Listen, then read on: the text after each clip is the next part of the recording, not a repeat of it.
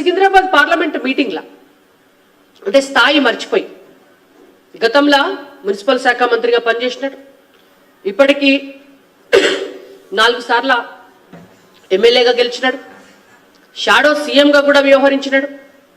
పరిపాలన ఎట్లుంటుందో చూసిన తర్వాత కూడా ఇవాళ సికింద్రాబాద్ పార్లమెంట్లో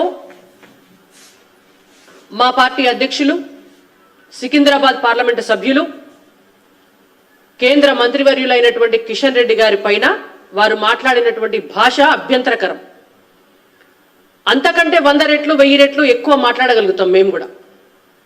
ఆయన చాలా మాటలు మాట్లాడిండు, ఆయన మునగాడ ఇంకా మాటలు అంటే మేము చెప్పలేని మాటలు కూడా మాట్లాడినాడు. మా తల్లిదండ్రులు మాకు సంస్కారం నేర్పించిండ్రు కాబట్టి మేము కేటీఆర్ గారు మాట్లాడినటువంటి భాష మాట్లాడతలేం, కానీ మేము నోరిప్పితే ఆయనతో అమెరికా వారిపోతాడు మళ్ళీ కేటీఆర్. ఫామ్ హౌస్లో కూడా ఉండనీయం.